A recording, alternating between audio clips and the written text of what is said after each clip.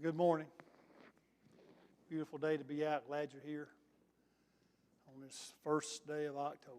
First day of October. All right, we're on page 14 on our books. Got one more lesson next week, then we'll go to a new book.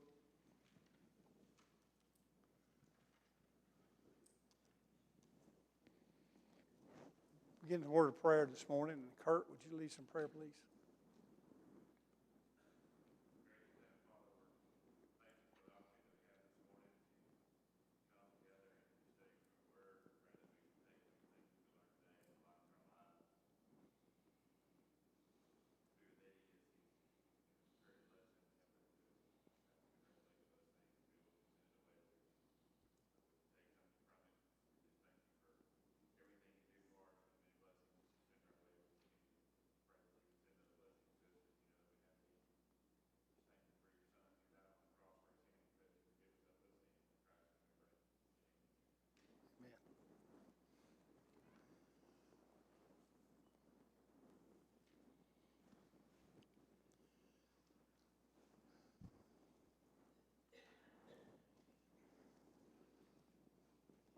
The lesson's entitled No Chance for a Christian, and the topic is about gambling.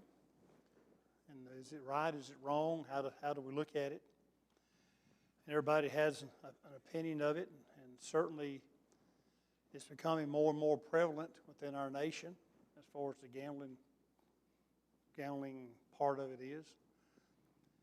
A question that goes to question number one: to what extent is gambling a part of our culture today? Well, it's growing, getting bigger and bigger every day.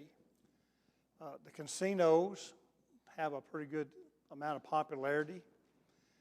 There's a lot of advertisement that goes toward these casinos. It's, if you'll come, you'll win. And everybody's, if you see the advertisements, everybody's having a great time. Everybody's well dressed, a smile on their face, and every once in a while you'll see somebody win whatever amount of money that they win. Well, they're not as many as there once were as casinos in America, because you can't have too many of them. Got too many of them there, and folks trying to win, and all of a sudden word would get out that this casino is better than the others.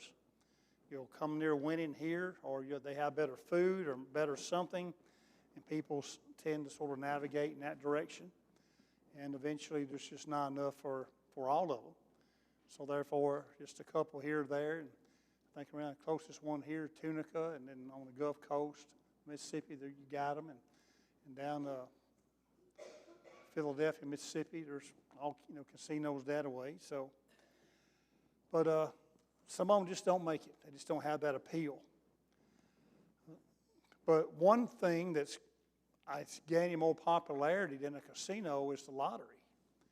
That's where people spend a lot of dollars, you might say, waiting for a drawing. I don't know what this latest one was. It was up in $900-something million, what it was Thursday or Friday night. And I don't know who won it, anybody did win it.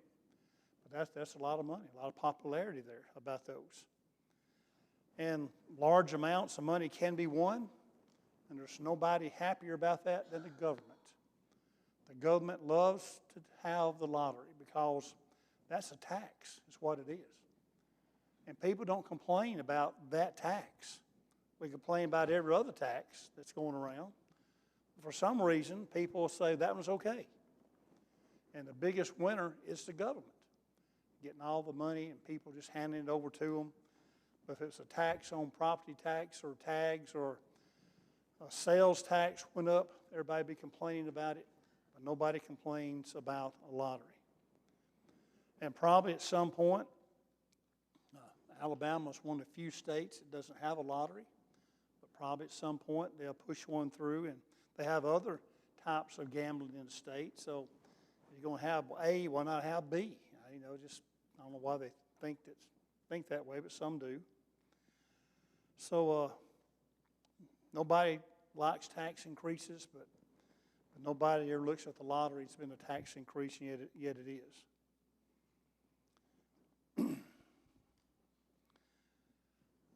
A few years back, we had a class on the lottery here. been quite a few, 10 years, I guess, or so. And one member here made the comment that if I knew how much of our contribution came from a casino, I might not talk about it as much. I don't know. I don't know how much. It was sort of shocking to me that he would even say that. How would he know that? But I don't know if that's true or not. So, but anyway, if it's wrong, it's still wrong. If it's right, it's right. But in certain areas, you'll find more individuals who say it's wrong than you'll find those who says it's right. You go out to Las Vegas, and you'll find the culture is based on it, on gambling. And you don't hear any teachings against it out there as far as it being wrong.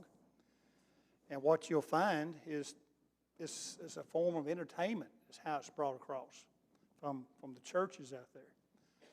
I know one preacher several years ago, a few years ago, he was talking about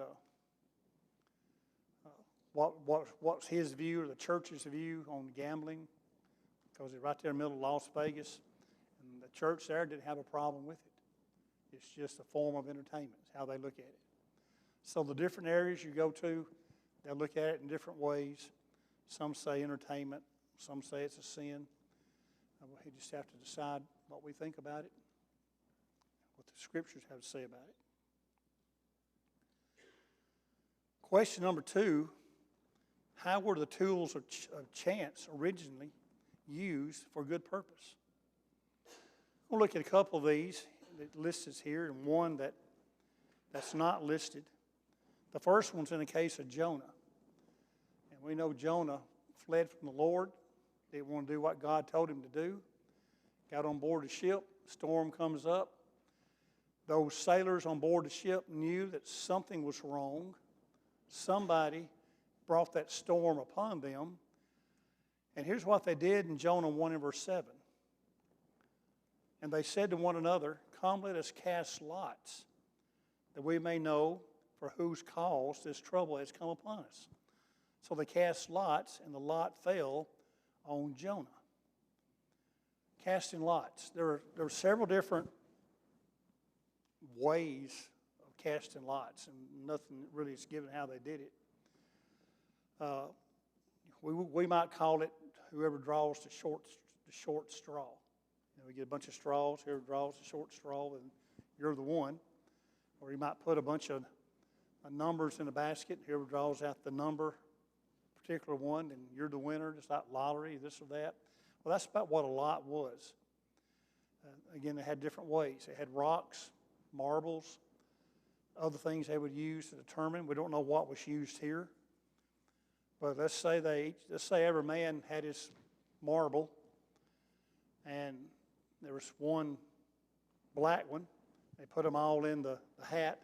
Each one of these sailors pulled it out, and Jonah was the one that pulled out the black one. And realized, okay, it's him. He's the one that caused all this. Well, when you don't know what to do in the Scriptures here, when you didn't know what to do, you left it up to God, and that's how they would do it. In the case of the sailors, they were leaving it up to their gods, not the God, but their gods, to determine why the storm had come upon them, whose fault it was. But God, the true God, had a hand in it. Jonah just didn't happen to pull his marble out to prove his guilt accidentally. God had a hand in that, and when it came out that he was the one, the problem for all this, well then they took action against him, and he went overboard. So that's Jonah case here, how they would cast lots. It wasn't by chance that Jonah pulled his out. God had a hand in it. And that's generally how lots were done. The second one here is in Leviticus 16, 7 through 10. This deals with the scapegoat that they would use, how Israel would use to get forgiveness of sins, or at least pass the sin on for another year. Leviticus 16, 7 through 10. This is the priest, he shall take the 2 goats and present them before the Lord at the door of the tabernacle of meeting. Then Aaron shall cast lots for the 2 goats, one lot for the Lord and other lot for the scapegoat. And Aaron shall bring the goat on which the Lord's lot fell, and offer it as a sin offering. But the goat on which the lot fell to be the scapegoat shall be presented alive before the Lord, to make atonement upon it, and to let it go as a scapegoat into the wilderness. We do have some information on how they would do this. The priest would have two identical items in a bag, identical. And he would reach in and pull these items out. They may be made of iron or wood or marble or rock or something like that, but they were identical. You couldn't tell the difference by just feeling them. And he'd have the goats in front of him, and he would be facing the goats, and whatever he pulled out, the scapegoat, this one here, if it's in the right hand, this is the one that would be let loose in the wilderness, and the left hand would be the one that would be sacrificed. And that's how they went about that, and they left it up to the Lord to make that decision, which goat it would be that would be sacrificed. And we might be thinking, what difference does it make? Well, it's sort of saying that God's in control of this sacrifice. And just as God was in control of giving Christ to us as a sacrifice, God was in control of that as well from years ago. So there's the scapegoat. One survived and one didn't, at least momentarily there. One was sacrificed, the other one was let go, and the priests used lots to determine which goat would go where. Now, one he didn't mention here, I'm surprised he didn't put this one in, is in Acts chapter 1, 23 through 26, whenever Judas was being replaced by either Matthias or Barsabas. Acts 1, 23 through 26. And they proposed to Joseph called Barsabas, who was surnamed Justus, and Matthias. And they prayed and said, You, O Lord, who know the hearts of all, show which of these two you have chosen to take part in this ministry and apostleship, from which Judas by transgression fell, that he might go to his own place. And they cast their lots, and a lot fell on Matthias, and he was numbered with the 11 apostles. So, going to replace him. We got two individuals here, Barsabas or Matthias, and they were both equally qualified, equal in every way, as far as what man could see. And these 11 apostles here, they didn't know which one to choose. How do we choose the right one? So they left it up to God. We're going to put Matthias' name in the basket. We're going to put Barsabas' name in the basket. And when we draw it out, he will be the next apostle.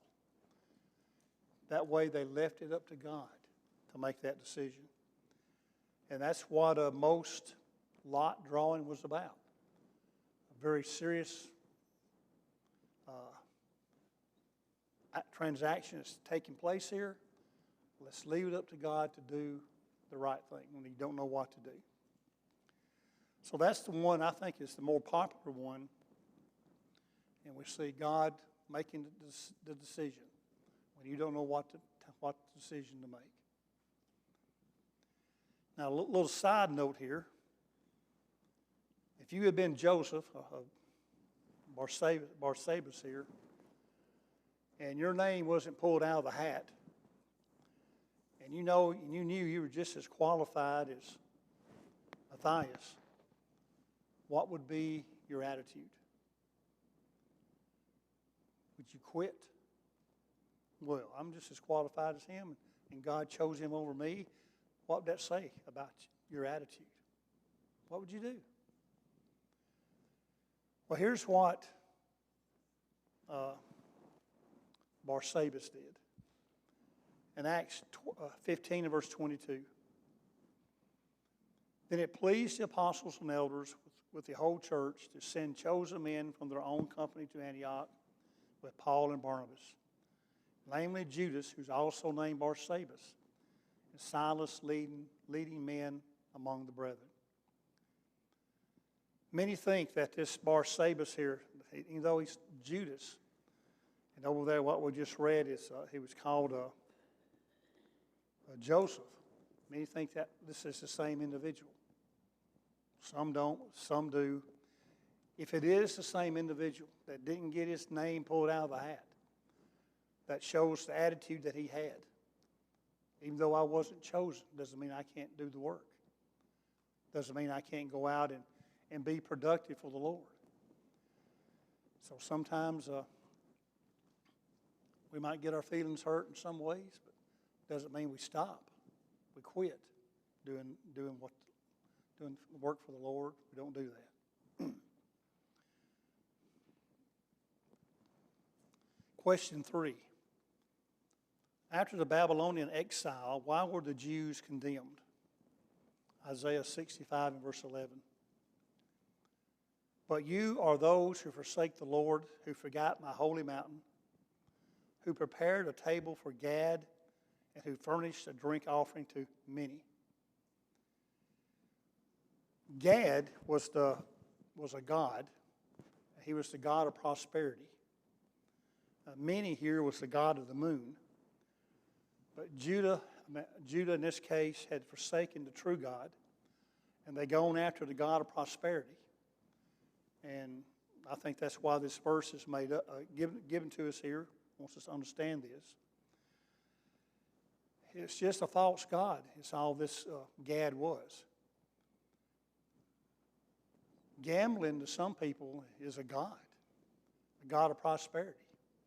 They gamble in order to gain more. I want to be rich. I want to get it quick. I want to get it easy. So therefore, they go in that direction and spend money. How much they spend, don't know. But some people go broke over it.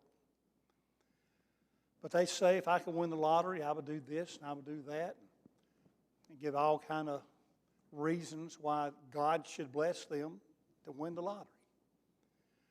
But many who have won the lottery, not all of them, but many, are in worse shape financially than they were before they won.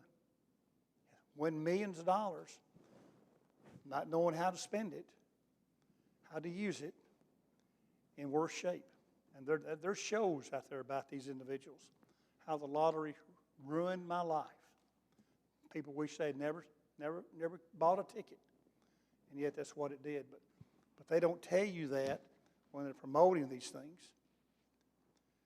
And the problems that go along with it, especially in these states where your name is given. You win the lottery, your name's in the headlines. People from out of the woodwork come. They start suing you for this and for that, suing this. And you got to get lawyers. And here it goes. It's a nightmare almost. But not every state will release your name. And that would be a good thing, I would think. But somehow or another, they know the system. And many of them will find your name. And here they go, trying to get something for nothing. So we've got to make sure that the God of prosperity isn't the one that we're serving. Always wanting a little bit more. Question 4, how have movies and television given respectability to gambling?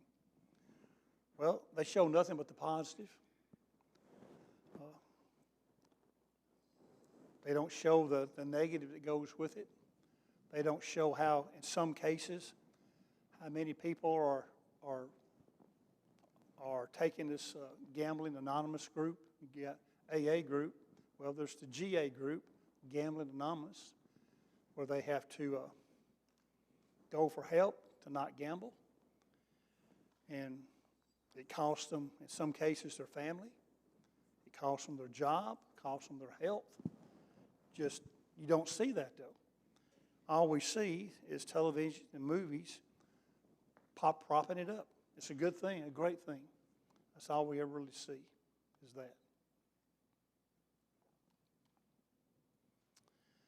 Question 5. Answer the following attempts to justify gambling. Well, first one, life is a gamble. Well, it is, but there's certain risk that we got to take every day. There's some risk when you drove to church this morning. There's a risk that you could have been hit by a car or another car and killed.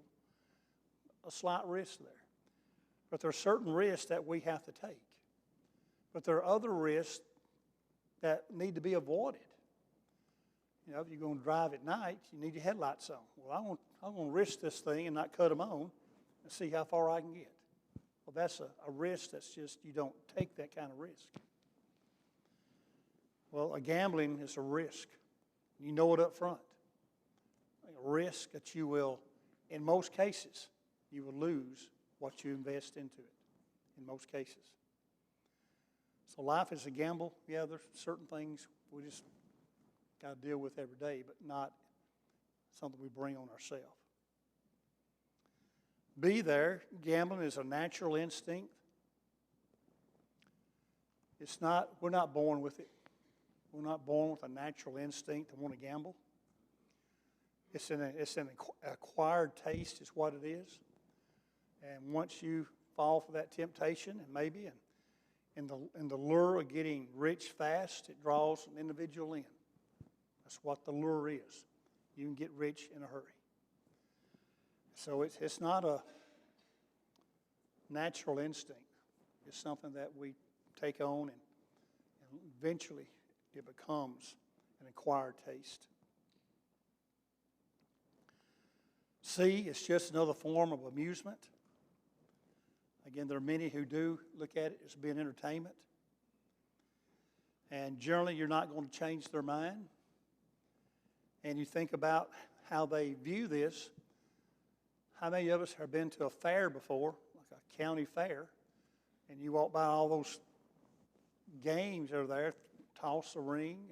If your ring goes on a bottle, you win. Or you put a little ball in a cup. Shoot the basketball in a hoop, you win a stuffed animal. People will look at that and say, there's no difference in gambling in that. No difference. So more and more people look at it as being entertainment. Letter D, it can solve our tax problems. Has it solved any yet? Have your taxes gone down because of it? No. Hasn't solved any taxes yet. That's just a ploy they put out there every time they're trying to get the lottery across. It's going to help education so much. It's going to help build roads or this or that. And it never happens. It doesn't happen. Point E. It is just another occupation. Well, it does employ a lot of people. It does put a lot of money in the local economy. If that's where you're working, you're probably going to be for it because it helps put food on your table and pay bills. So it does employ many people. Point F, it can raise money for good causes. They always say education is one thing. If it's raising so much money for education, then why are our children always out here selling products? Why are they doing all that? Trying to raise money for this or that. Well,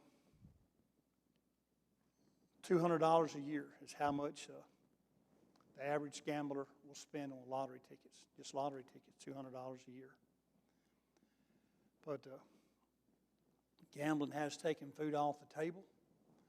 Gambling has left children without clothing. It's caused bankruptcy. It does there's a lot of evil there that comes about from it. Question 6. Explain the 3 ingredients necessary for gambling. One there being the payoff. If there's no hope of paying off, then nobody's going to do it. If there's no hope, if there's no chance that you're going to win, nobody will do it. So they got to put the odds out there that you will win, a small percentage. And It's one in, the average lottery is 1 in 292 million. That's your odds. 1 in 292 million. Your odds of winning something. So, since a guy in the movie once said, so you're saying I got a chance. Yeah, you got one. You got a chance. But what are the odds of that?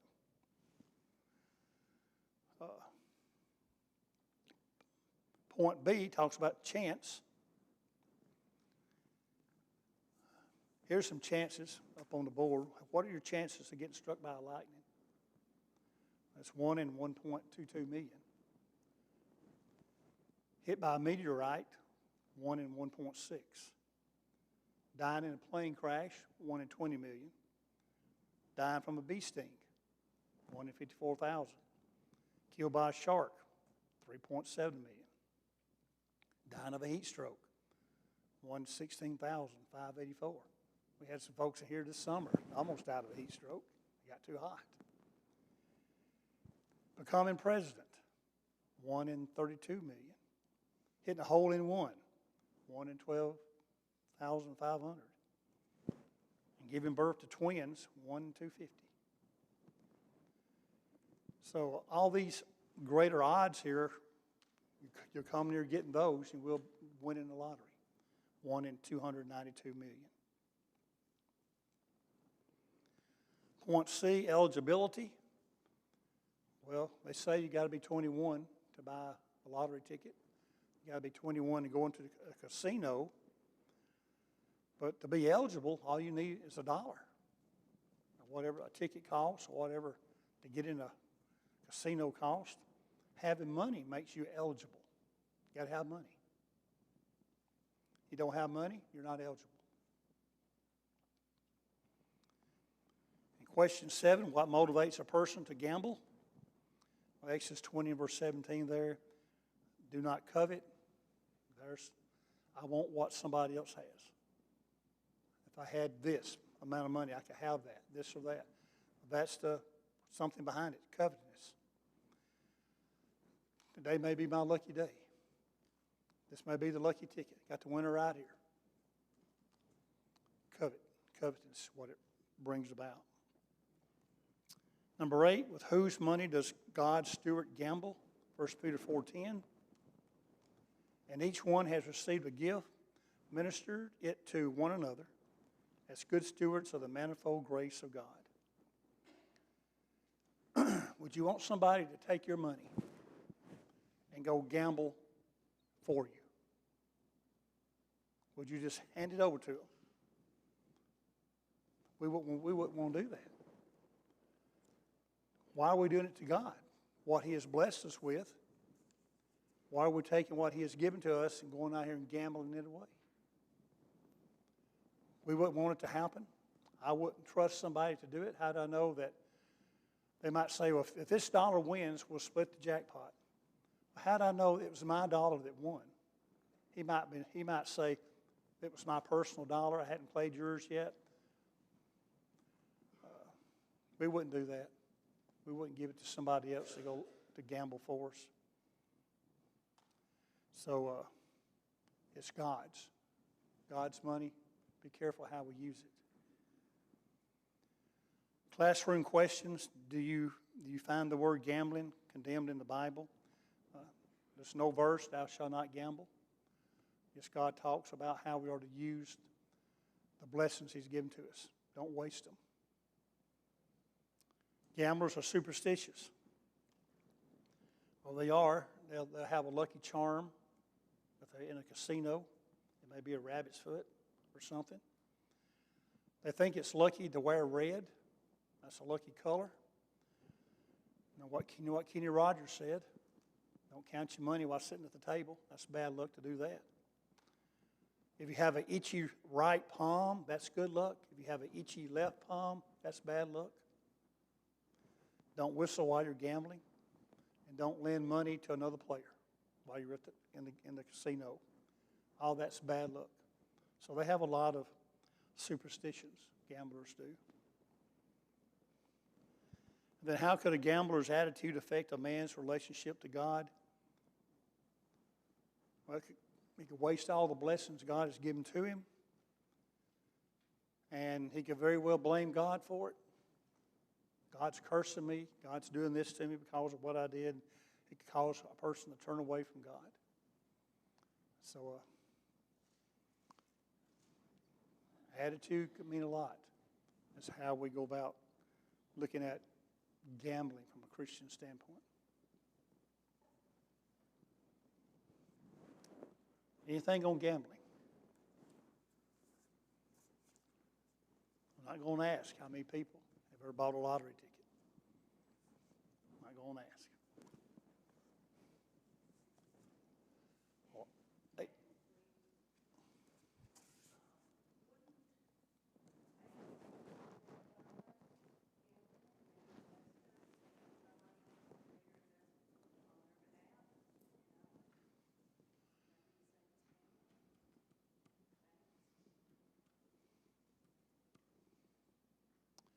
I don't know. I-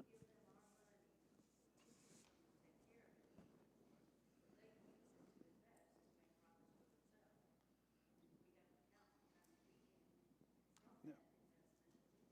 I'm not sure how banks invest it. I don't know if they go to the stock market with it, or they going to invest it with a higher percentage rate to somebody else. I don't know how. Some look at it as being gambling. Insurance company, a lot of things.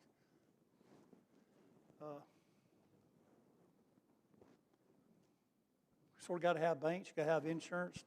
Do you have to have a gambling to survive? You don't have insurance and you hit somebody, you lost it all. You go to a bank that's not FDIC insured and they go under, you lose it all. Life insurance?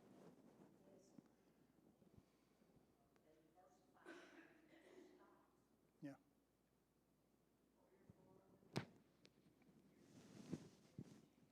Yeah, taking a chance. We'll get rid of all of it.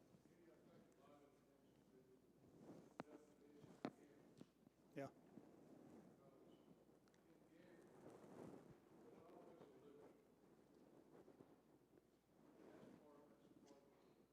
Yeah.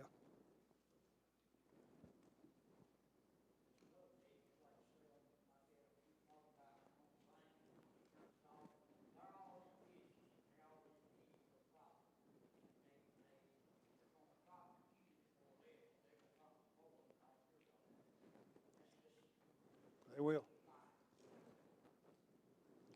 All right, time for the bell.